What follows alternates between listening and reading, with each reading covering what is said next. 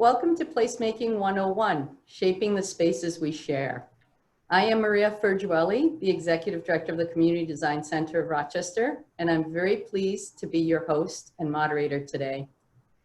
The Community Design Center is a valuable resource available to help all of us weather this storm and to build a stronger, more equitable, and resilient community. We look to partner with other organizations and communities and create a platform for collaboration that allows us to expand our voice and amplify our vision. Placemaking 101 was designed to be a place to share information and have conversations about the strategies and processes that help us build community through the way that we shape our space. We welcome you to this Q&A follow-up to last week's presentation, Behind the Curtain, How the Public Can Better Engage the Land Use Process. Thank you all for taking the time to join us again. At this time, if you would kindly just in the chat, introduce yourself. We'd love to know who you all are. And also please understand that the chat function will remain open, but we will ask you to please present your questions through the Q&A function. The program is designed to take about 55 minutes and a recording will be available to all participants. At the end, there'll be a short survey. It'd be very helpful to us if you would fill that out so that we can continue to improve our programming. And so now I'd like to welcome back our presenters from last week, Jason Haremza and Molly Gaudioso. You know them well and really had a great informative discussion last week. And I hope that with the questions, we can engage in some very interesting and informative conversation again. So thank you guys, welcome back. Thanks, Maria. Thank you. Good to be back. I know that we had a whole lot of questions that we didn't get to last week. So one of the things that struck me was you made a point about the fact that oftentimes when there are projects, people will be inspired to come out and speak against a project, but we also need to be able to come out and speak in favor of projects. And I think sometimes people don't recognize the importance of that. So can you speak a little bit about that, the various ways that you can do it and the importance of people actually showing up to the public meetings to show their support publicly? Yeah, I'll start with that. I think, you know, it's unfortunately, it's a function of human nature. I think being opposed to something is more motivating than being in favor of something. But, you know, given my experience working for government, it's unfortunately rare to hear letters of support. So I think it's all the more important to express that if there are projects or even aspects of a project that you are supportive of. So there may be certain details of a project that you have concerns about, but if overall, you know, you like the basic elements, you know, you can go with that. You know, last week we went through all the various and different ways of contacting and engaging with your municipality and its various review boards, and I'm not going to get into that now. We can discuss further if there's specifics on that. But especially now with the pandemic ongoing, you know, written comments seem to be the best way. So letters and emails. I understand that in July, the city of Rochester will be moving to real-time verbal comments through online platforms. So that's good news and you can participate that way. However, I know I'm stressing in the municipality that I work for now, that's an option, but because of the limitations of technology, I think it's really good to you know, reinforce written comments are a really good way to handle the feedback. And there was one other thing that I may think about, but Molly, do you have anything to add to that? Yeah, I think, you know, most people's reaction and what motivates people, I think the most, is the negative reaction to proposals or projects. But, you know, I think it's really important, like Jason said, if you have a moment, even to just send a letter of support or something. And, you know, I can kind of share a story where, you know, someone coming out to speak positively for a project actually really helped it. Because so there was a community I was working for, we were helping them with an update to their comprehensive plan.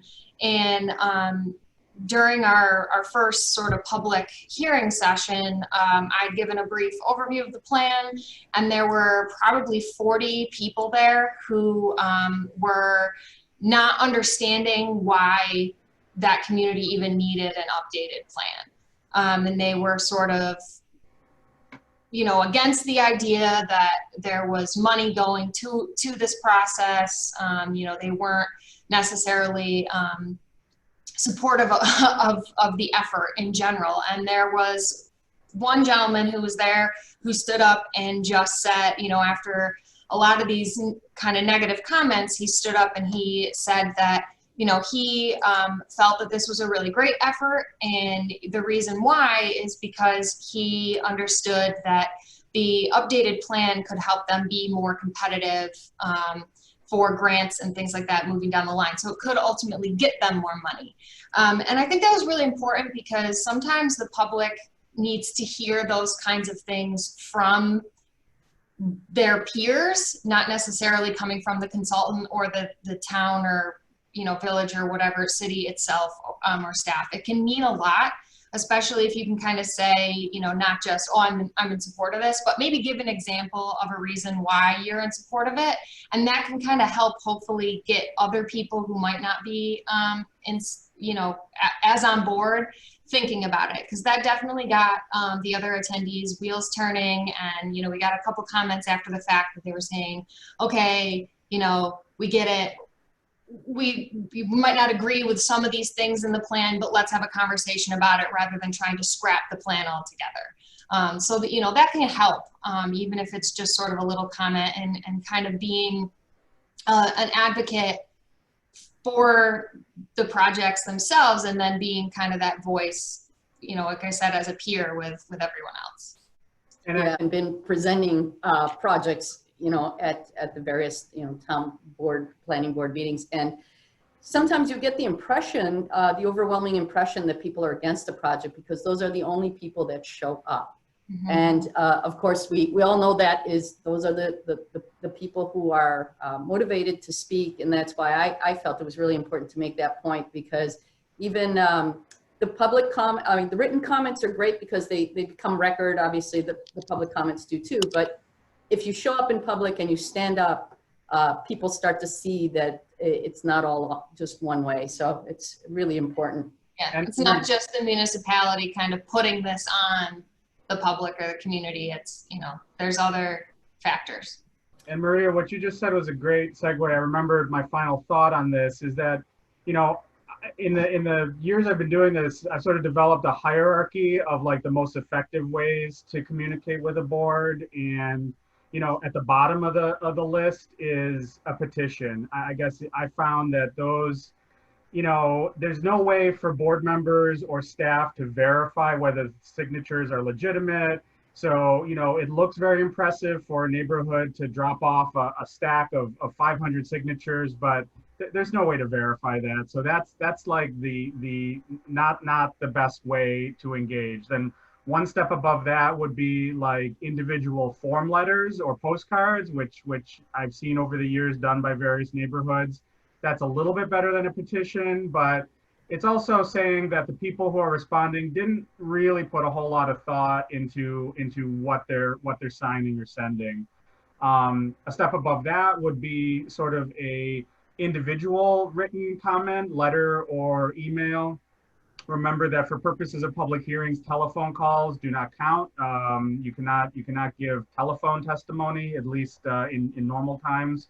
I believe that's changed now with the pandemic. So I'd have to look into some of that. But individual letters are good. And then, as you said, Maria, if you have the ability, and someday we will get back to having meetings in person, to actually be able to show up, you know, at a meeting and stand up in a room and you know, say your thoughts on this project are great. And one final thing on this, I've seen it happen.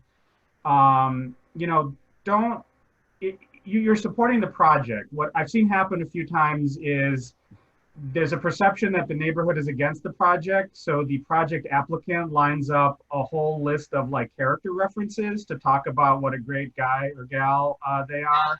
That's not really helpful, not relevant, and could actually in some ways backfire depending on what your friends say about you. So you know, get supporters to come out, but have them speak about supporting the project, not the person. Right. And that goes also, I would say, for the opposite is negative comments. You know, you might be against the project, but personal attacks on applicants, it's not going to help you at all. It's an easy way to get the review boards or whoever to kind of dismiss it. You know, I've seen applications that, you know, applicants that came forward and then the public testimony was about how they hadn't paid their water bill in a year. And, you know, that has no bearing on whether or not they get a special use permit.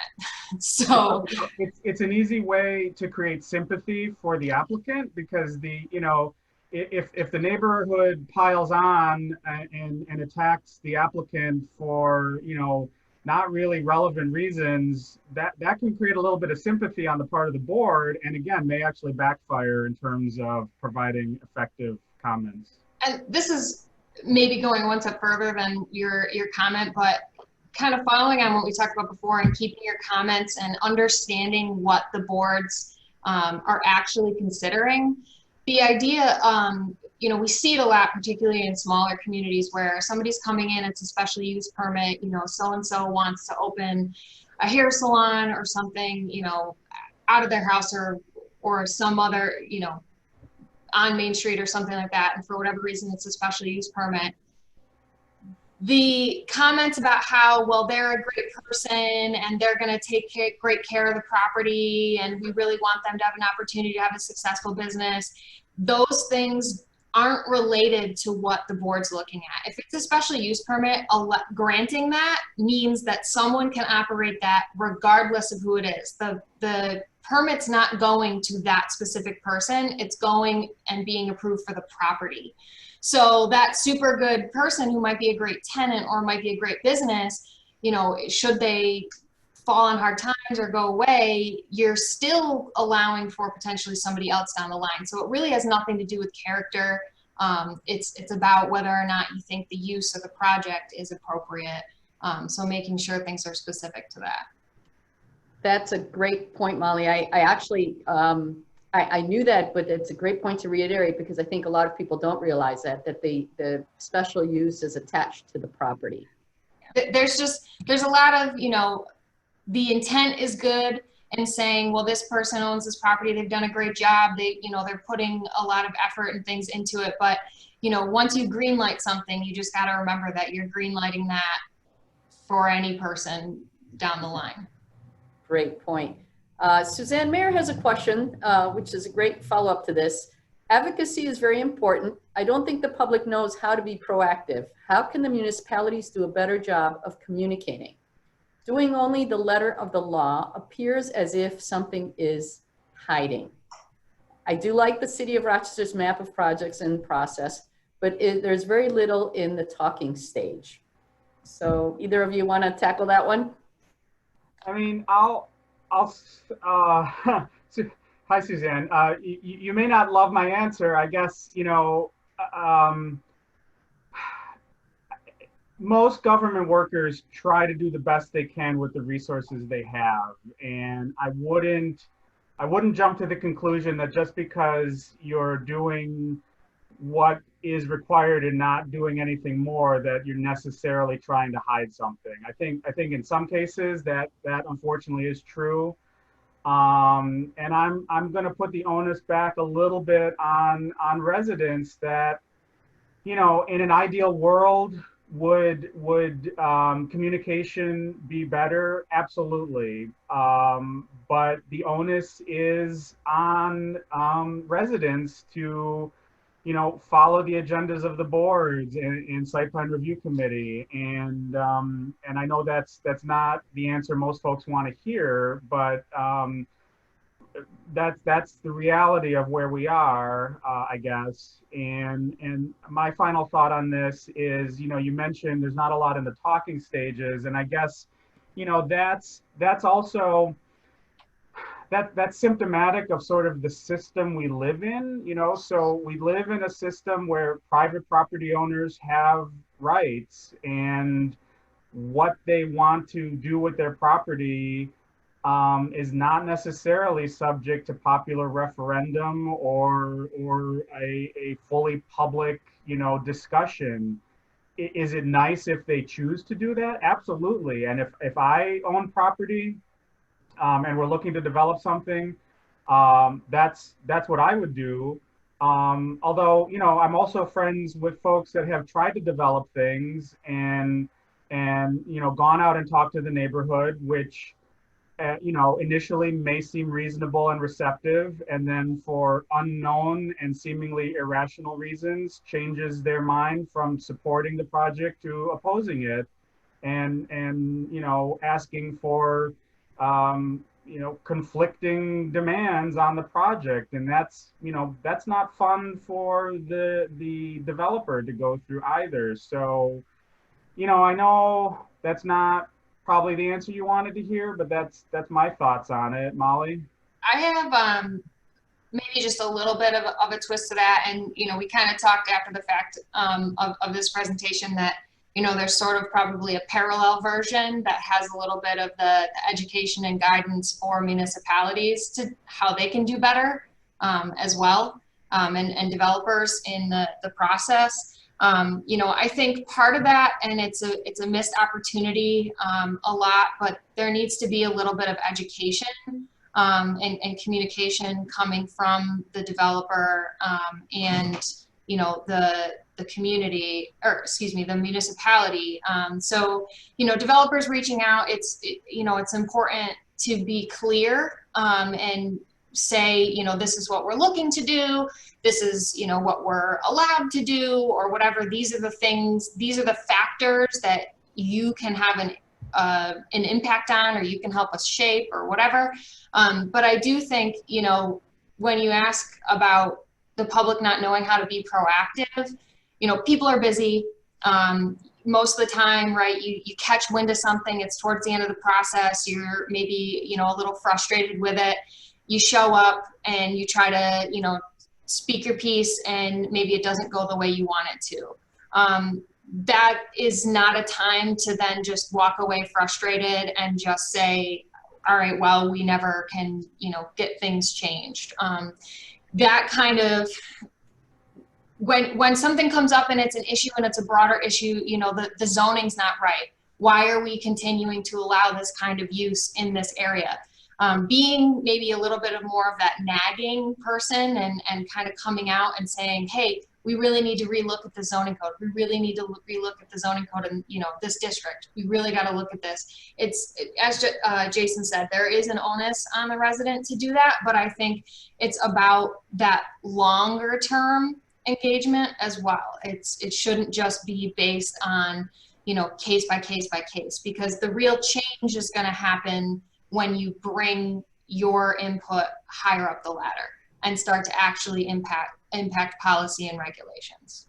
And unfortunately, some municipalities just aren't being as aggressive or as, as proactive as they can be in communication and education. Yeah, I think that was kind of the intent of the question, was to ask, how can we encourage this two-sided dialogue? I know that we at the Community Design Center have always tried to be the connector, oftentimes between communities and municipalities, and sharing the fact that, having information is one way to educate the public and to help them understand the parameters that need to be considered. But yes, I agree. Building a relationship is absolutely key. As we spoke last time in our follow-up, this idea of creating a series for the municipalities, I think, is a great idea. So hopefully that's something that we can share down the road. Kind of related to community advocacy, Kim Russell had a question. Can you give some of the best practices for neighborhood associations to be engaged and be able to participate in the process? So I know that you both work with a lot of, different groups and municipalities. So are there, kind of tips or best practices that you would encourage neighborhood associations to follow? Yeah. So what comes to mind immediately is actually a group I'm working with now in the town I work for.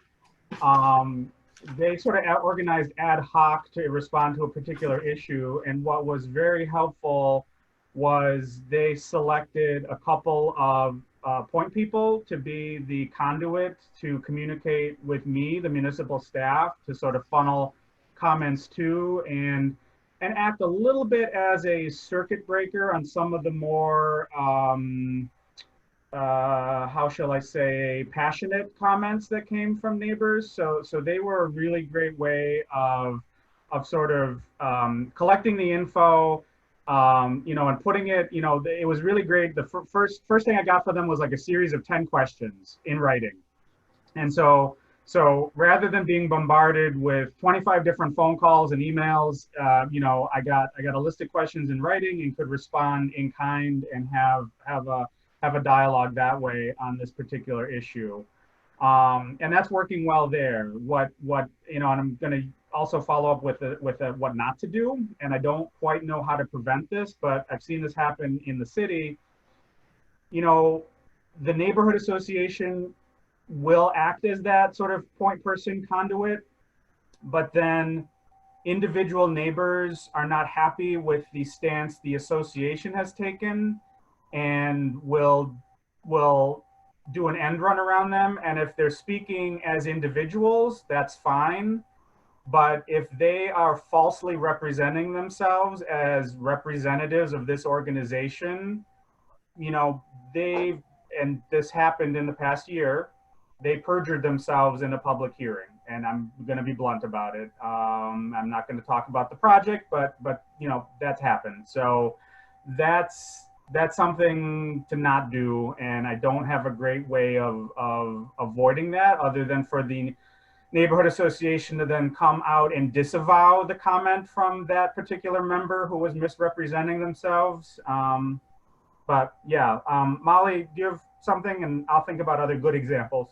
Yeah, no, I think neighborhood associations and neighborhood groups can be really good, like Jason said, sort of conduits to get a lot of that feedback. But I do think you need to be conscious of the fact, like, that typically, I know this isn't the case for a lot of Rochester neighborhoods, but a lot of neighborhood organizations tend to skew towards older white homeowners for neighborhoods, and if the participation or representation may not always be as diverse.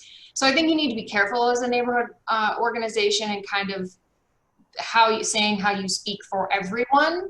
But I also think the other thing too is to make sure that you have established really good contacts with the municipality. So, whoever your president, or your board members are, things like that, make sure the municipality has that contact information, make sure that they know that you exist. I know the city has maintained a listing of neighborhood organizations that are quote unquote recognized, but the contact information for those isn't always up to date. Maybe some of those organizations are defunct, or they've changed, or they've split, all these different things. So, keeping up the communication from the neighborhood organization end is really important. And then the same thing too, being able to, I think a huge benefit of that is if a project comes forward or something, at your neighborhood association meeting, have a discussion about it and have,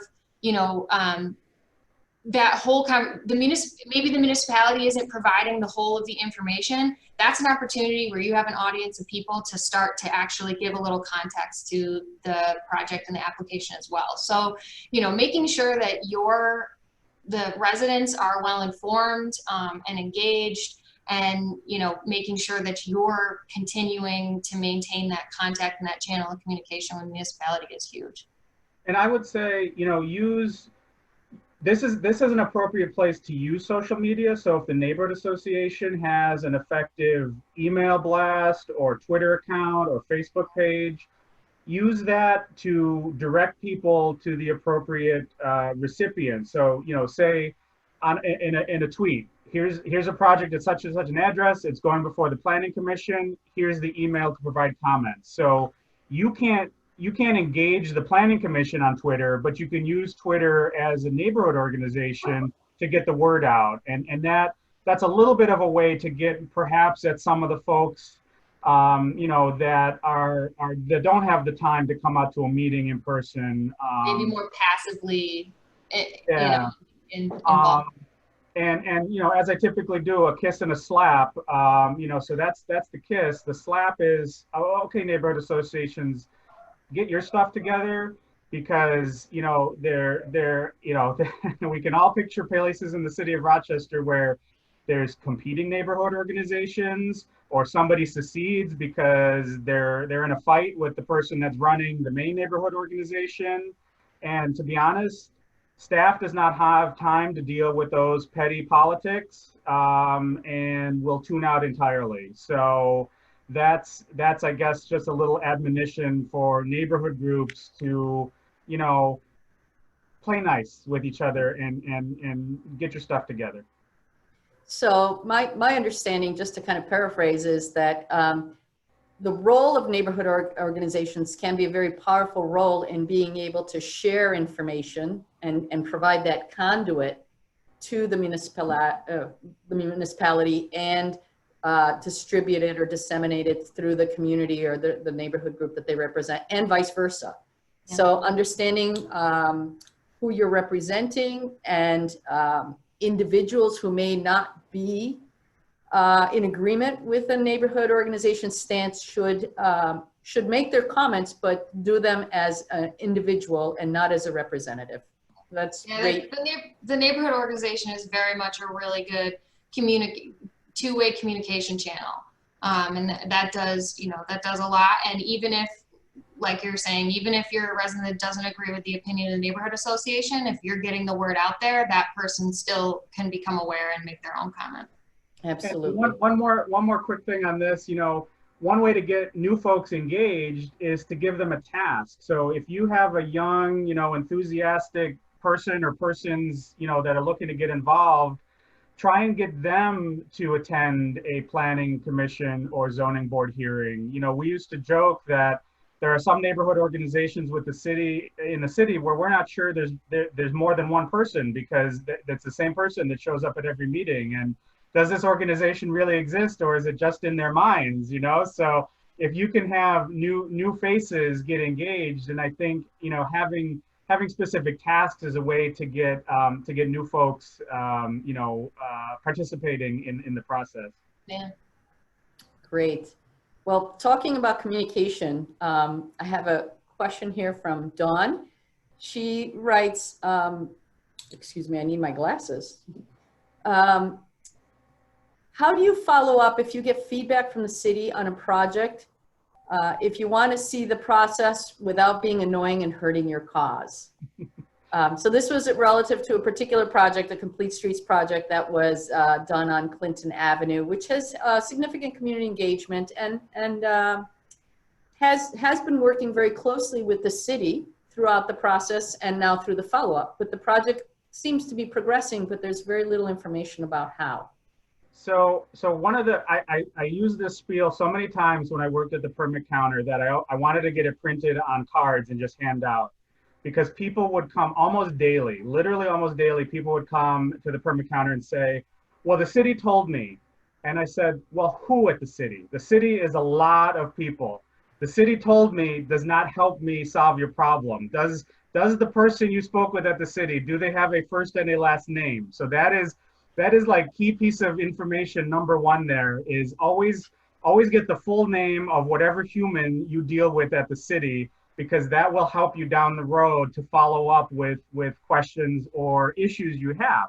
So hopefully in the case of the Clinton Avenue project here, you have the name of a human being that you can call or email directly. And you know, as you said, you don't want to be annoying, but I think it's perfectly reasonable to email or call and say, hey, we participated in this project back in whenever it was, and you know, I noticed it's progressing. Just wanted to follow up and see, you know, where things are, what's the status of the project, you know, were our comments able to be, you know, used at all? And then at that point, you know, hopefully they will respond with a legitimate response, not one of these, you know, bureaucratic non-answers, which is possible. So hopefully they'll respond with a reasonable answer within a reasonable amount of time. And I'd say, you know, the rule of thumb at the city was a response within 24 hours. You know, especially these days, that might be ambitious. I would give it 5 business days before following up again. So if you don't hear back within 5 business days, you know, try again. And if that doesn't work, that's where you politely escalate to the next person up in the authority, in the hierarchy. So if you're not hearing back from this staff person in, probably this is in environmental services, then you can go to the whoever their supervisor is. It could be the city engineer, could be the commissioner of environmental services, and go from there. Yeah, I mean, everything Jason said is pretty much what I would say.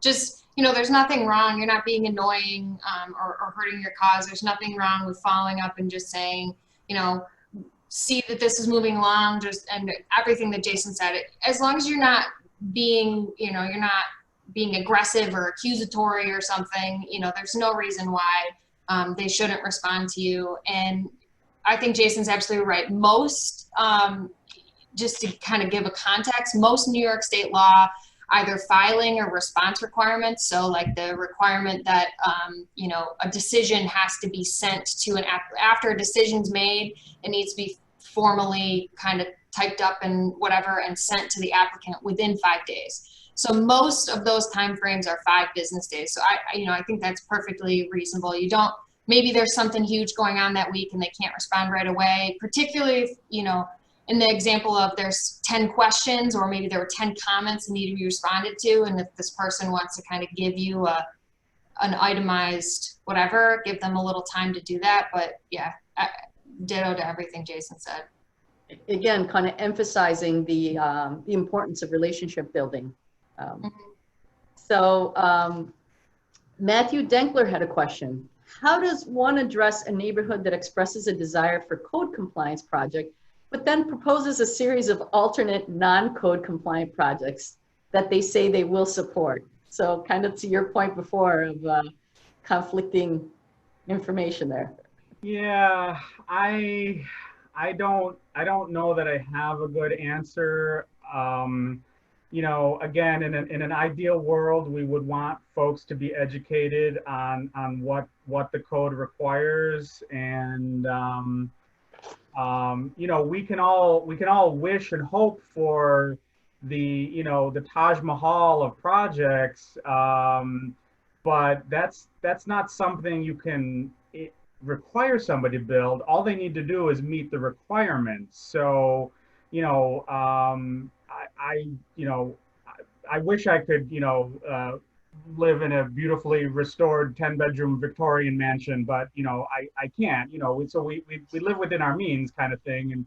And you know, so that goes back to, I think, some of the guidance to, you know, members of the public and neighborhoods about to be knowledgeable and to be relevant. And, you know, you don't need to be code experts, but, you know, try and learn as much as you can about what the requirements are before you go asking somebody to go above and beyond.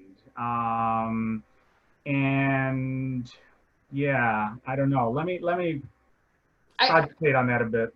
Yeah, and it sounds like kind of the how he's phrasing the question. It's maybe that the, you know, the neighborhood is speaking directly to the applicant in this case, and you know, I guess the response would just be, those things that you're showing aren't allowed. I mean, they're not code compliant, so I can't offer those. But then, then there's the other piece of that is maybe they're not allowed, but they still would be good things. Like I said, codes are super bad at responding to changing markets, changing technologies. They're stagnant. So if something comes up and the public, you're engaging with the public and you're realizing, hey, there's this idea that is code compliant, but we'd like to include X, Y, and Z, and that's not code compliant, you can help be an advocate and get a better relationship with the public by saying, you know what, let's go and address this, to the city or whatever, and saying, hey, we think you really should consider allowing these things. Now that might not help you specifically for your one application, because a code amendment takes a little bit of time. So maybe that's a means of going through, a variance process, but that is an opportunity where you can kind of help to be a greater advocate for some of those changes if they are good things. Well, and that's what I want to be careful of, because mob rule is a tricky thing, and I worry about some folks wanting to change the code because they want a neighborhood full of houses that are all brick or all real wood clapboard siding or hardy board siding, and we want to prohibit vinyl siding in our neighborhood. Never mind that 95% of the houses in the neighborhood already have vinyl siding. So, what I want to be careful of is to, advocating for code changes, but don't necessarily, increase the restrictiveness of it, because that can have really serious unintended consequences and frankly, have a lot of equity issues. And one thing I remember running across in the city, and this is one of probably the thing I hated most about enforcing the city zoning code, was the prohibition against chain link fences in the front yard.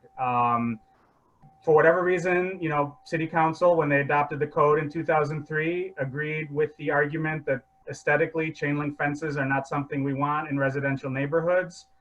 I agree with the argument. I would never install one myself personally, but I have a real hard time with the city government using the power of the state to tell somebody they cannot put a chain link fence in their front yard for no other legitimate reason other than aesthetics. But I'm going to disagree with you slightly. Okay. Right on. So I, for one piece, I totally agree with you on, that you don't want to be building the code so that it becomes restrictive or, too burdensome, so that that you're not getting investment because it just costs so much money and applicants can't do it. And you don't want to be putting economic burdens or have economic hardships as a result of your regulations. But at the same time, I do think there are some, well, let me take this back. I think one part of the question was, there's a code compliant project and then the public saying that they want to support things that aren't currently allowed. So that's one piece where you would take that up the ladder and maybe potentially advocate for that to be changed so that it could be say you're rebuilding a single family home and you want to include an accessory dwelling unit because economically rebuilding a single family home on a lot in the city does not make a lot of sense. And you want to put an accessory dwelling unit in the garage that you're going to build in the back to help offset the cost. Maybe the accessory dwelling unit isn't permitted in whatever district you're in. So that's an opportunity to go and advocate for that to potentially be changed. That's a whole different issue with housing equity and zoning and whatnot. But that's one piece where, that advocacy can be a benefit. I do think there are some other benefits that zoning does, because zoning is essentially established to protect the public health, safety, and general welfare. Health and safety are easy to identify. Welfare is really is a much harder thing to grasp. And that can include, to a certain extent, and I'm going to gag a little when I say this, property values. So I totally agree with Jason in that, I would never put in a chain link fence. I don't particularly find them desirable, but I also think that a restriction like that, there are cost-effective alternatives. I've seen codes that go really far and say you can't have vinyl. It's got to be you know, a stockade, really nice fence. It has to be this level of opacity, you know, and all these other different things and decorative elements and whatnot. You don't have to go that far, but I do think making a statement, you know, no one's saying that you can't have chain link fence at all. It's a front yard thing. It's potentially impacting, you know, the visual character of your neighborhood. It's not fun to walk by a chain link fence that's rusted or whatever. You know, I think that level of restriction may be beneficial as you want to see investment be maybe a little bit more aesthetically pleasing or community minded. You know, fences obviously aren't welcoming in general, but a chain link fence, I think, says a whole different thing than just a standard fence. So I think many of us have traveled to places where the zoning is less restrictive or non-existent. And you kind of see the contradiction of the way adjacent properties might be handled. And for those that come from an environment where the zoning is fairly restrictive, we're like, wow, that's kind of weird to have this shack next to this McMansion or this use, a garage next to this person's house, right? So, so in a way, being able to educate the public again about the value of zoning and that it is meant to protect property values. Well, I mean, there's a giant philosophical disagreement there, and I'm not sure. Yes, that's one of the origins of zoning, but I think it's also one of its original sins that, you know, it should not be the role of the government to protect white homeowner property values. Right, but there is the perception, you know, again, there's perception of neighborhoods. I think there's a right way to nudge things along. I mean, the zoning came from the necessity of really dense environments. Honestly, the first zoning code was New York City, and it was all because there was air and light access issues and equity issues in how people were living in higher density housing and right in close proximity to potentially harmful industry. So, you know, zoning, the level, exactly what you're saying, Maria, that the level of restriction in zoning, it's, you know, zoning isn't just one thing.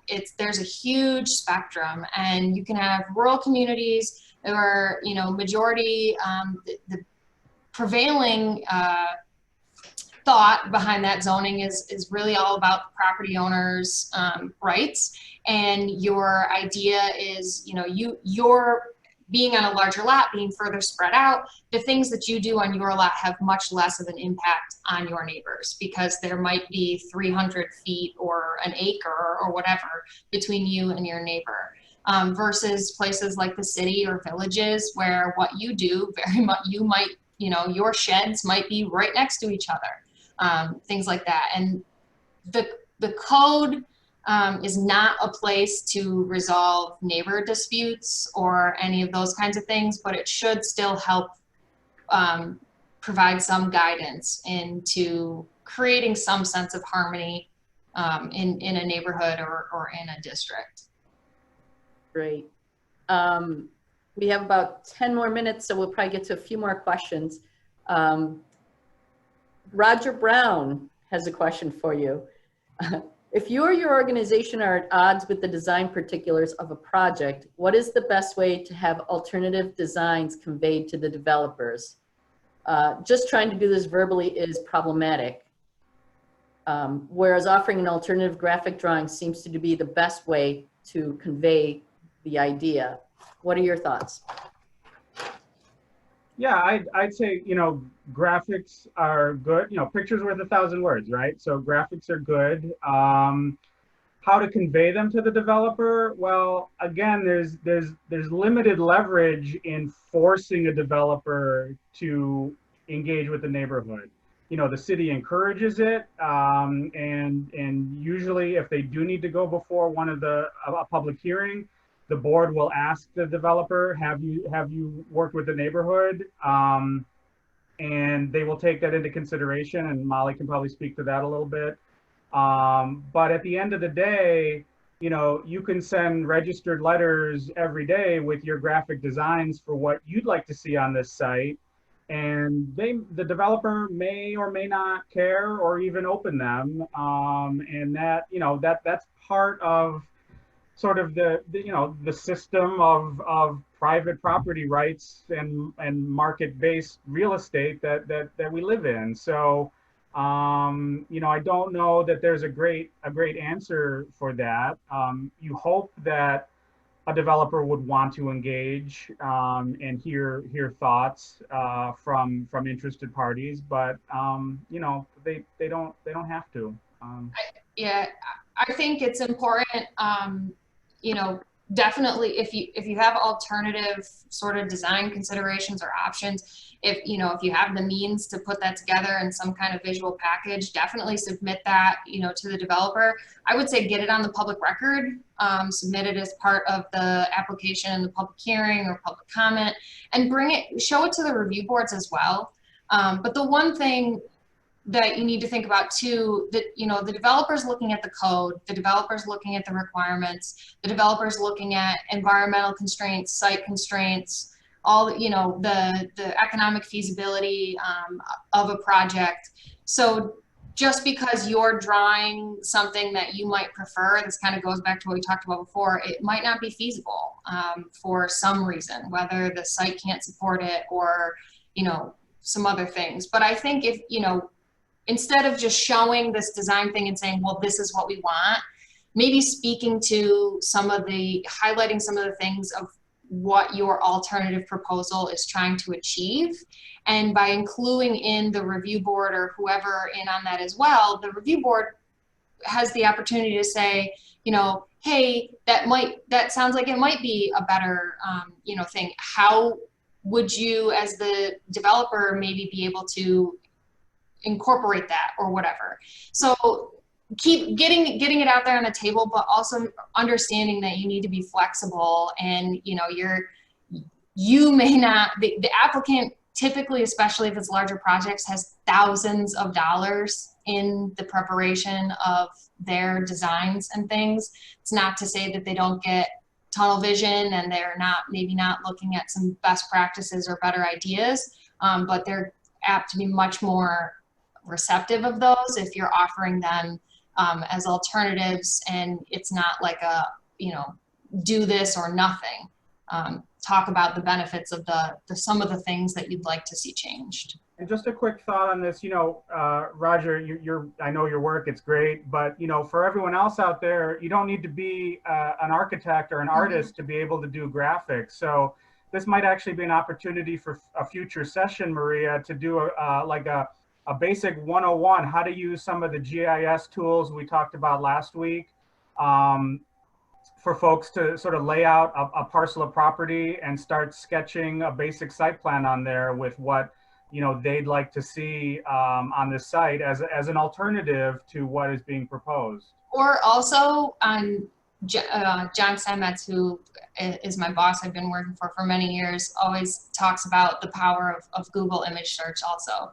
A McDonald's comes in, a Rite Aid comes in, Google image search, Rite Aids, McDonald's. There's good ones out there that don't scream corporate, you know, building. That maybe one day when one of my favorite blogs is used to be a pizzahut.com, people submit photos all over the country of buildings that used to be Pizza Huts but are now something else. I've seen pharmacies, I've seen restaurants, churches, dentist office, all these different things, but it clearly is, we all know what a Pizza Hut looks like. So, you know, that type of thing, and kind of just coming with that alternative concept, and especially if it is sometimes these corporate applicants that are very hesitant, you can kind of show, hey, we know you've done it, you know, this is maybe the kind of thing that we'd like to see, rather than you giving us your, you know, brick box. Molly, you're showing our age. Anybody younger than us won't know what a Pizza Hut looks like. There's still a couple around. But that's a great point, Molly, because I think oftentimes people in the community don't realize that these companies have done better in other places where they've been required to. And so just by making this search, you can see, wow, they really did this beautiful McDonald's in such and such a place. And why do we get this standard proposal, right? There's So, a great Dollar General in Orchard Park, New York. yeah. And so understanding that you will get what you ask for. So if you don't ask for better, you won't get better. But certainly when it comes to these kind of corporate presentations, there is the opportunity to ask them to do better. Towns and villages in upstate and Western New York are notorious for the last few decades in, you want to build here? Great. And that doesn't necessarily have to be the response. It can be, we'd love to have you here. Let's make you an asset for our community, not just you being excited that you're bringing dollars. That's right. Great point. And to Roger's point, being a resource for both the decision makers as well as the developer is key, but understanding again that the property owner has the right and has a vision and has invested money in creating that vision that they're trying to get approved. So don't propose it as the be all end all, because you need to kind of work with the people. So I got maybe two more questions. One is maybe three good ones. The 2034 City of Rochester Comp Plan is suggesting zoning changes. Can you give your suggestions on how best for the city to engage with the citizens through this process? I'm gonna go ahead and jump out as part of this. So it's easier for comprehensive planning projects or visioning projects to start with that broader question in the beginning and be more about our ears to the ground. Let's talk about what you want. With the zoning, there needs to be some education up front. There needs to be some, you can't just go out and say, do we want commercial here? Do we want mixed use? Is it single family residential? Is it mixed density residential?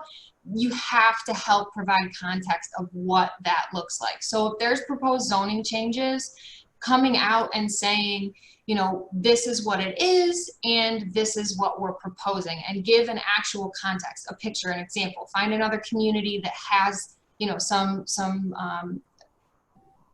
actual physical built environment that shows what that is, or talk about the context of the types of uses and things.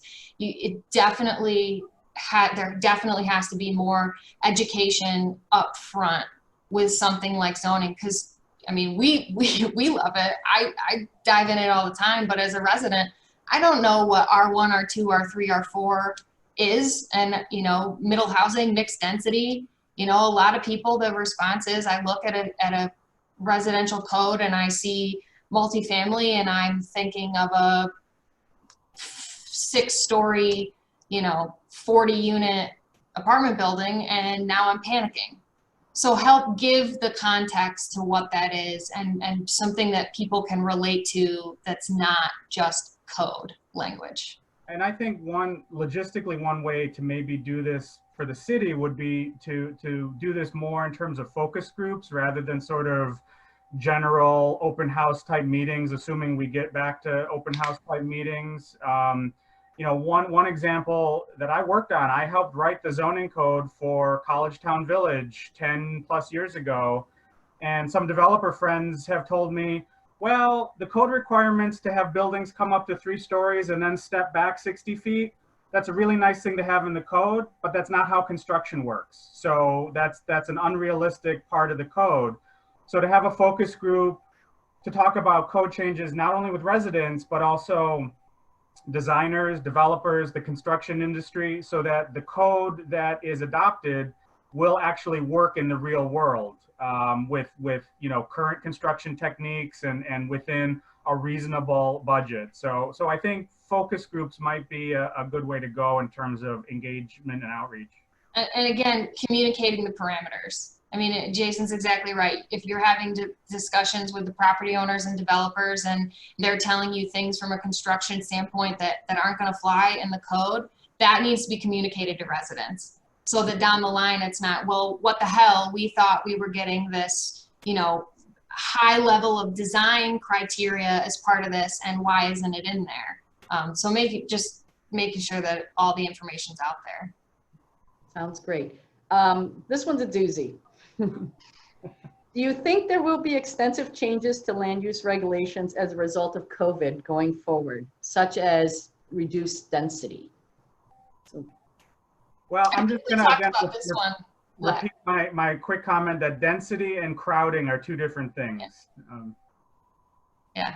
And I would say, I think my answer before was the density that we're talking about and that's kind of gotten the reaction is more the very large cities.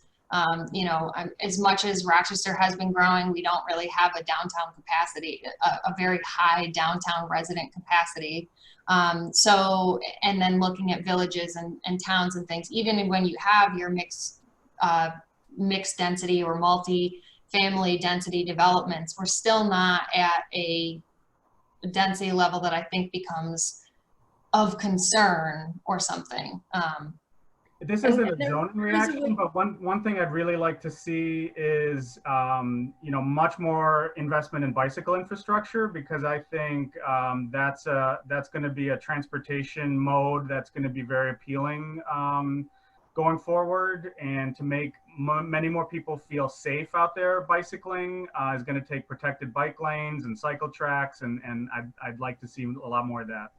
yeah, I always say, you know, we can't complain about people driving their cars everywhere if that's the only way they have to get around. So I don't think people understand the power of having even just one alternative means of transportation, how that might impact reducing traffic and the need for parking and all those things. So that's, I think, a critically important point, and one that we might be able to take advantage now through this pandemic, seeing that perhaps we can repurpose our streets to better uses. But the last question is a really fun one, and it's one that I will have you just make kind of a closing statement with, but what is the best part of your job? Why be a planner? Go for it, Molly. Okay. So I'm a planner because of Jason. Aww. When I was in undergrad, I took an Intro to City and Regional Planning course that Jason taught at Geneseo.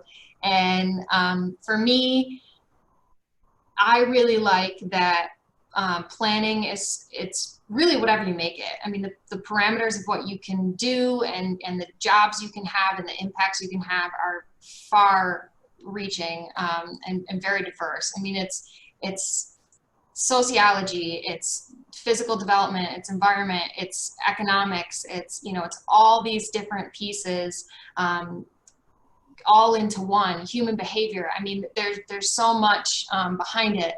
And I would say one of the best parts of my job is the fact that I really like working with sometimes the smaller communities or communities that maybe don't have as much resources as maybe like a city with a planning staff or something like that, because I like to, you know, help broaden their understanding of what they can do and give them better tools to kind of achieve what it is they want long term.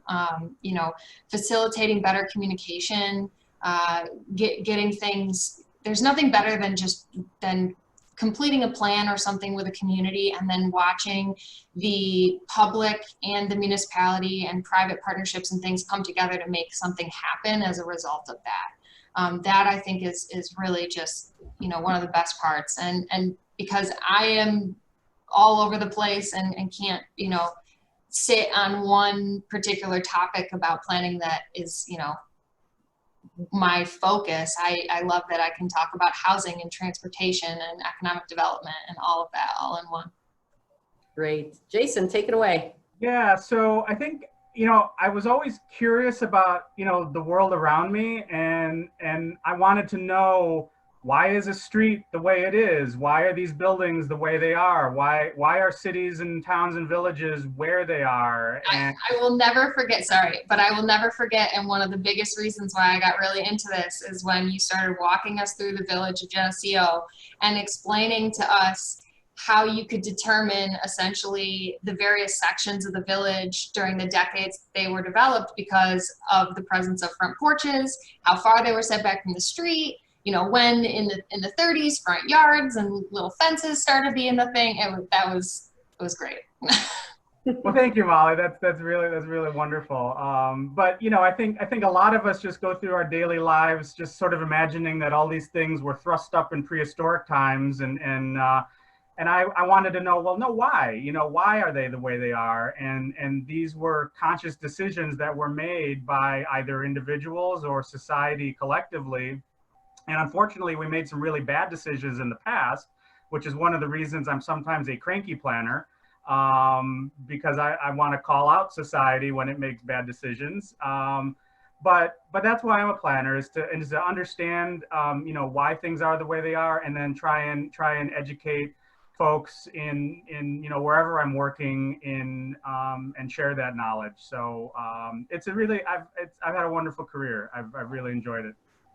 People are the experts of their places, and planners are really just the component, the people that are there to help, you know, translate what it is that you're saying that you like or don't like about your community, and help create the policy and tools that build that and shape that moving forward. Jason's absolutely right. A lot of planning has had to respond and answer for some really terrible decisions. And that's what makes it, you know, challenging. But it's, you know, it's really great to work with. It can be frustrating, but it's also great to work with sort of all these different channels and people. I think of us a little bit like interpreters. So you go for a walk in the woods, you have a naturalist with you to point out the flora and the fauna and everything that's going on in the forest. You go for a walk in a town or a city or a village, you want to have a planner with you to explain, you know, why is the state highway that is Main Street, you know, 4 lanes wide and 40 miles an hour, you know, so we can help interpret your communities for you. Yeah, that's a great way to put it. I think I always see space as kind of a living history of our society, right? So we can tell there's a lot that we learn from people that have come before us by the way they've shaped their environment. And I try to tell people that the way we shape our environment now is going to tell a story about how we lived to people 100 years from now. So that's a little bit of a scary thought sometimes when we look at how disposable our society is and our building environment is. But maybe that'll inspire us to maybe do better. So thank you guys. I am really appreciative of your time and your willingness to come back to us again. And I'm sure we'll be tapping your expertise in the future. So at this time, I just need to thank our sponsors and really thank Monika Reifenstein, who is the person behind the scenes helping us make everything happen. Really grateful to everyone who has supported the Community Design Center, and their support and commitment to our organization really makes everything that we do possible. And in particular, Highland Planning and Hinge Neighbors and Jared Jones for their support of this program in particular. So our next event is a Reshaping Rochester lecture presentation with Tony Griffin on June 16th. Please sign up, don't miss it, it'll be great. And we'll see you next time. Bye, guys.